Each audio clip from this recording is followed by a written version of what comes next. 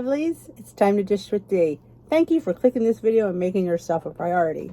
It is Saturday, and Saturday is weigh-in and meeting topic du jour day here on the Dish with D network. I love calling it a network. I didn't go to my meeting this morning. I hate to be an excuse maker, but I will be anyway. It was raining, and I don't like to drive that far in the rain. It's 25 minutes, and yeah, I am a sugar plum. I'm not gonna lie, I'm a sugar plum. Like I said, the only bad thing about going international is the distance. I mean, it was like my old meeting was right where I worked. So you see how long it takes me to get to work. It's like 8 minutes. I know. And then the thunder came and the dog got scared. I did weigh in here. I was the same. I guess there's no other reason not to go. I'm like, yeah, I'm the same. Not that that's a bad thing. For the week I've had, actually, I wasn't feeling well this whole week. I'm not sure why.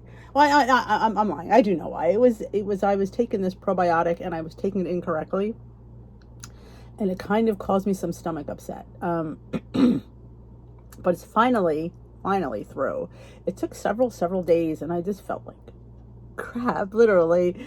And I'm going to restart it and take it correctly because and if it bothers me again, then I'm just not going to take it. But, I'm thinking because I took it wrong that it kind of adverse reacted. So we will still do the meeting topic. I still got weighed because, I still did my green tea flush yesterday. So, I'm here to, and I have a pet peeve at the end of the video. You will hear. I know. Don't you love my pet peeves? So you want to stick around for the pet peeve. All right. What is the topic this week? How to know if you're actually hungry. It's a weekly technique by Nicole Sapronita. It's a new name, Nicole. Hello, I'm Dee. Let's see what you have to say. Shall we proceed? Like I said, I have no idea. I haven't even been to the meeting to know what you talked about. So it's all going to be new for me. Because like I said, I don't read it till today. Heading to the kitchen, but not sure why. Oh, I'm sure why. Pause and ask yourself these 3 questions so you'll know what to do. Try this. How do you feel physically? A, not so great. My stomach is growling and my head hurts. That's starving. That's not hungry. B, I'm all good. Do you want to eat right now? If you ask me that, it's always going to be yes. Give me anything and quick. Or B, I know exactly what I'm grabbing from the fridge. And number 3, when was the last time you ate? I can't remember, maybe 3 or 4 hours ago. Or B, just finished eating. So basically, you're just eating to eat. If you answered A's, you're mostly likely feeling an internal hunger. If you answered mostly B's, you're likely feeling an external hunger, which I call head hunger. Maybe they will here too. I don't know. Let's see what they say. Let's dive a little deeper. Think of internal hunger like utility bills. You have to pay every month to keep the lights on, water running, and just like you have to fuel your body with food every day. External hunger is all the extras. Sure, getting your nails done after a hard day or stopping for coffee before work isn't necessary, but sometimes it's what we want or need. The same goes for external hunger. You may have not felt hungry before walking by the bakery, but the scent of the fresh croissants always does it. Boredom and another emotion could have flipped your metaphorical. I butcher words. Flipped your switch. Don't tell me what it was because Now you're saying you should only respond to internal hunger cues. It's totally okay to have a slice of pie just because it's sitting in the fridge, or stress eating handfuls of popcorn during a scary movie. Simply recognizing the difference between internal and external hunger can help you make informed decisions about what you eat and how much. I think we know the difference. The problem is, how do we stop ourselves when the external hunger happens? Because sometimes, you should give it to external hunger once in a while. We're human, To sit there and never get into external hunger is not a lifelong sustaining thing. I wish I could. I just try to respond to external hunger with a few small bites versus a whole thing. I feel external hunger sometimes it's normal to grab something just because it's there. It is. I'm probably the only one that says that, but I think it is. Just because something's sitting on the table doesn't mean you should eat it. Well, it doesn't mean you shouldn't eat it. Eat the whole thing. But if you could have a little bite, like life's short. I think we deserve to have a bite of something if we truly want it. It's just learning the difference between a bite and a whole thing. That's the problem. How do we stop? I wish I could tell you. No. What I say to myself is, if I want to go back for the next bite, do you really want to not have it at all? You're allowing yourself to have a bite, but if you continually to have that bite, you won't be allowed to have it because you will say to yourself, I can't have that in the house. So you will never have it again for a while. So I kind of have a little push-pull with myself saying, I'm going to have a bite. A bite is better than not having any. I know that's like jibber jabberish to some of you, but that's eventually it gets to really get to you. In the beginning, you'll be like, screw it, my mind says I'm going to eat more. You do have to work up to stuff like that. I don't feel in the beginning of your journey you're emotionally ready for that. I definitely think over time, it's basically saying the difference between belly hunger and head hunger. You want it. And you know what? Sometimes if you want it bad enough, you're going to find a way to have it. I don't know, right or wrong. I don't know what to tell you about it, but it will. And especially a lot of us who've been eating for quite a long time. It's not like we've been heavy for like a few years. We've been heavy a lot of years. So there's a lot of years of just bad habits we've built up. So how do you sit there and retrain yourself? By really, I believe, for me, it's having a little bit. It's giving into it slightly, but in control. Like I have control over that now because I'm only allowing myself to have a bite. That to me is my control. I'm an adult. I'm not going to sit there and say, oh, I'm not going to have it. I mean, some things you know, I get you can't have in the house. But things when you have other people in your house who want other things, you have to learn how to live with them because they're not going to sit there and tolerate not having their favorite stuff in, as they shouldn't. I mean, yes, we have issues with food. At least I'll say I do. And there's certain things like, but when I give it ownership to them, put this away, put this somewhere. And then they'll know that I get it. I'm kind of better at that now. I don't need to sneak it because they're going to know I took it because they know how much is there. So I kind of won't if I give it over to them and I've given them that power. And that's just been working in my world for me over the last, I'd say 2 years since, making a lifetime. When you decide on Weight Watchers or any plan you follow to go for a goal weight and a lifetime status, there's certain responsibilities that come with that, and that is learning how to eat and learning how to eat within the food that's there and learning to live with people who like other food that really might not fit into your lifestyle anymore. That doesn't mean you can never have it. Sit there and say, I'm never going to have something. It is setting yourself up for a binge. That's what happens when I sit there and I say, I'm not having that anymore. I can't eat that anymore. I refuse to eat that anymore. We don't eat that way anymore. You're going to have it, whether it be at your house, out at a party, it's going to be there and you're going to have it. It's learning how to live within that. And that is something that going to your meetings helps. Coming to my lives helps. It's reinforcing good habits. And that's checking in. That's tracking. That's being accountable for your food helps all of these. If you track and know how many points you have, you can fit in an external hunger.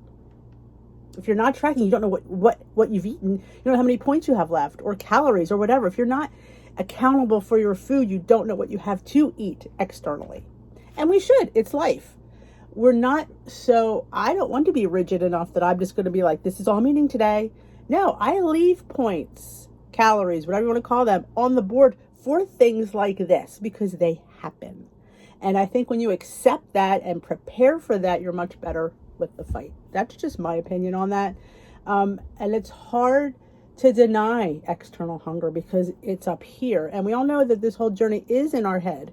It is all mindset. And when you want it, you want it. It's like I say, this is my famous line, is if you want something bad enough, you build it up in your head so big that it tastes like heaven, even though it probably doesn't. But in your mind, you've built it up. So then you want it so much that you just eat like the whole cake. And then you realize that cake really wasn't as good as I thought it was. But I already ate it. So by responding to your external hungers in small ways, hopefully you won't want them as much. You won't get the external hunger because you've satisfied it. You satisfied the urge for what you want. Half the time we have external hunger because we don't allow ourselves to have treats. I'm going to say it. A lot of you don't allow yourself to have treats. Oh, I can't have that. I'm a Weight Watcher. I can't. You can. You can. It's just fitting it in, planning, making them lower in point. You see, I have mug recipes, and I will link them here. A whole list. Somebody asked me for them today. A link of mug recipes. They're phenomenal, and their cake. Oh, there's the dump cakes. The dump cakes. My kids go nuts when I make the WW dump cake. The pumpkin one, and I have one in a mug that's a chocolate one. They'll eat it and be totally happy. The bread puddings I make, they're happy. They love it. Just because it's lower in point does not necessarily mean it's not good. I mean, you got chocolate in there, and most times it's real chocolate. You know, Lily's, yes, is real chocolate. There's just a Splenda in there, or no, not Splenda, stevia to make it sweet, but it's real chocolate. And that is how you help the head hunger. You kind of nip it in the bud so you don't have it. If you're having treats and snacks throughout the week, you don't get as much head hunger. Most head hunger comes from those on a diet. I'm going to be honest and put that out there. I do. I believe people who get a lot of head hunger are the people with the diet mentality that they can't have it, they won't have it. And the people that aren't eating their full days of points. If you're leaving points on the board and you're getting head hunger, there you go. You know, you get your points. You should be eating them because they know you're going to want them. You're a person who's eaten thousands upon thousands of calories, and you're broken down to 30 points a day, and your 0-point foods. Which, if you have 30 points a day, you're not getting many 0-point foods. You're getting probably fruits, maybe vegetables, and maybe chicken, but you're not getting a lot. So that you have to think of how much you ate prior to WW. And I can tell you, I probably ate 4,000 to 5,000 calories. So yeah, your body's used to that, and it takes a while to wean yourself off that. And you will with time. You have to keep doing your journey. But time for pet peeve. Hope you like that. Oh, what's the recipe? I don't have my stinking card. 2P ravioli. I love ravioli. Citrus zest on puffs of greenery. Oh, they regular ravioli? Frozen cheese ravioli. Sugar snap peas. Lemon zest. I had a thing, they had burrata, and it had a limoncello sauce. So this sounds delicious. We might have to do that. But, all right, my pet peeve. I saw an Instagram post this morning from somebody. She doesn't follow me back, so I haven't followed her. But she was a WW, and she quit today. And she was all proud of herself, and she's blaming Weight Watchers for having bad eating habits. And she felt like she was on a diet. I'm sitting there going, number one, Weight Watchers does not, and I will repeat this, does not promote sugar-free and fat-free items. They want you to eat, you eat less points because you want to eat less points. Half the people do not eat their daily points for the day. They don't. Some do. I'm talking about the ones that don't, that leave points on the board and wonder why they feel restricted. You have weeklies. If you're under eating, you're not eating your points. And if I say, I was only eating 1,000 calories. Well, how many weeklies did you leave on the board? You know, I've been accused of trashing WW lately, and I also say I always say it's me. I'm not feeling the plan. I didn't say the WW plan didn't work. I'm not feeling it. It doesn't mean it doesn't work for people. I just don't feel it, but I do feel the blue plan. So that's a WW plan. I just tweak my app to fit that plan. I use the same calculations. So I feel like when people blame a certain plan, if you follow it the way it's written, you will not have difficulties. If you eat the points that are allotted to you, you will not have difficulties. But if you're leaving points on the board, leaving weeklies on the board, you will run into difficulties. And they do not promote sugar-free, fat-free. We do that to lower points. They don't tell us to do that. So when she says that, like, I'm sitting there going, Weight Watchers doesn't tell you to eat sugar-free and fat-free.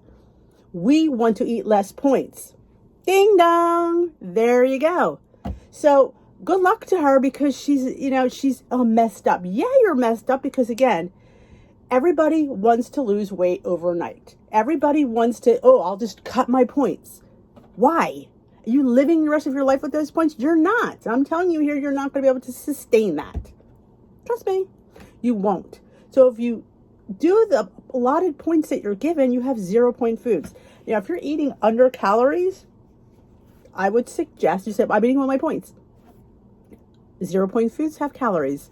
Yogurt has calories. Chicken has calories. Rice has calories. Potatoes have calories. So are you incorporating your zeros all throughout your day? I think a zero should be incorporated in every meal, whether it be, whatever you have. Eggs for breakfast, you could have turkey, chicken for lunch, and you could pick whatever you picked for dinner. Could be another protein, could be a carb like the rice or the potatoes. You'll eat enough calories if you follow the plan. But if you're sitting there not eating this, not eating that, not leaving points on the board, it drives me nuts sometimes when I sit there. I'm like going, we all like to batch something, and I don't feel WW is diety. I mean, a lot of people think the new plan feels diety. I just have a love affair with Blue. You have to understand, I've been on it for 4 years.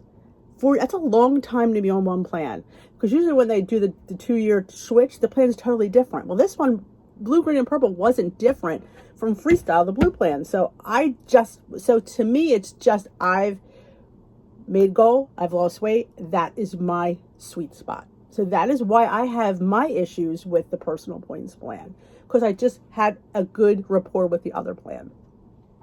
Making that clear, I hope. I don't feel like I'm aggravated, but I just feel like it was her blaming the plan. I'm like going, And another thing, when you're on a plan long enough, you do get into a rut. I've been on this plan for 5 years, pretty much since 2016. So maybe I'm in this little gain thing because my body's just been, complacent for 5 years. Changing things up never hurts. I don't feel like there's anything wrong with the plan. We have to take responsibility for what goes on with our journey and our plan. If you follow any plan that's written correctly and to the letter, I don't, and I admit that. But if you're complaining and you're not following correctly, that is why you don't see results. And do we see results all the time? No. Sometimes you're in a 6-month lull of no results. Does that mean the plan's not working? No, it just means you're at that little, your body's in that comfort zone where it will lose again. Sometimes that plateaus can last a really long time. And then when you switch to another plan, it could help, but then you're still going to come to that same thing. If you notice the same thing happening with different plans you're on, it's not the plans, it's just how your body is. And you just have to keep, as hard as that is, because I know it's hard, I do, but that's the only way that you can go is forward. I can't sit there and sit in the same position and not do something. So I find like I just went back to Blue as an alternative to quitting completely, because I know that's not an option. And to all those who've quit, I mean, I applaud you if you've kept your weight off. I have. I don't think I would. I don't. I know me as an individual, if I don't have enough structure, I will go off the rail. I will. And you just have to know that about yourself. And you might not go off right away, but it's just, I don't have the accountability, and I still need it. I still need the accountability. And for me, it's following the plan that I'm comfortable with, and that it's still a Weight Watchers plan. I'm still following Weight Watchers. It's just their older plan. So, but it's still adaptable to the new plan if you just play your cards right.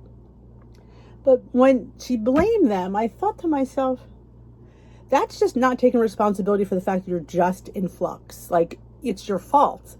Like, anytime I've gone off, I've gone off. I've done it. I've lost interest.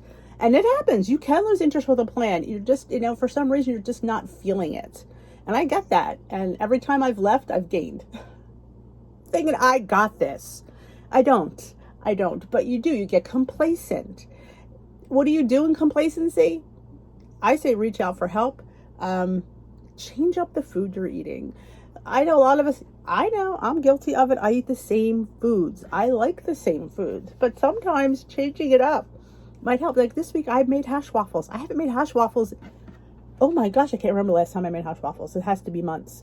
So I made hash waffles. They were delicious. I had them twice this week. I had them this morning with my sprouts and my eggs and my bacon, and I mixed a little hummus and some avocado. Like adding a little bit of fun to my food. It's not all about, you got to add the zeros in. You got to add the things like hummus. Like that's a little teaspoon of hummus on each side. Boy, did that change that up completely. You changed my spices on my avocado. Instead of using the citrusy garlic, I used the green goddess. Totally different avocado. just trying to give a love of food a different twist. And that's what I'm trying to do. So that's my pet peeve. I unfollowed her on Instagram because I just, and they're all applauding her. Yeah, I left too. Good luck to you. Good luck, because it's not, and of course she's young. See, there's things in her favor. The younger you are, the more apt you could bounce back. But old gal here, yeah, if I left, it would be probably detrimental to my journey and to my waistline. Yeah, I might not be where I am, where I want to be, but I'm so far from where I was. And I'm still so far. So I'll leave you with that, because that is what keeps me here. Exactly. The accountability, those 2P ravioli, that breakfast. If you watch my Instagram stories, you will see. Did I post it yet? No, I will post it after I'm done here. I'll put it in my what I eat in a day here on YouTube on Tuesday, and I get a lot of comments about, wow, your food looks amazing. Yeah, it has to. Your food should look amazing, because food is amazing, and you got to make it amazing. You got to make it spectacular and eventful, and take time and put things together. Summer's coming. We have another challenge. I don't know what it's going to be called yet, but we got to get, shorts are coming out. Are your thighs ready? Mine aren't. No, mine aren't ready at all. But first of all, they'd be shaved, but that's TMI. But yeah, we need to get short weather, tank tops are coming. Folks. But yeah, tank tops are coming, shorts are coming, so we need to get a few pounds off and look a little bit nicer. I like to get about 3 or 4 and I'll be good. I hope you enjoyed this topic. I hope you enjoyed this video. My pet peeve wasn't too mean, but I'm just trying to, we always want to blame something else. It's easy to blame something else. It just is easier. Sometimes you have to take responsibility. I take responsibility. I do. But if you enjoyed this video, give it a thumbs up. And if you haven't subscribed, please consider subscribing. And if you're still subscribed, thank you. And have a great rest of your day. We will dish another day, my lovelies. And tomorrow we have a meal prep coming up. I have a few things on there. Things I haven't made for a while, I think. There's one new thing. And I will see you then. Thanks for watching.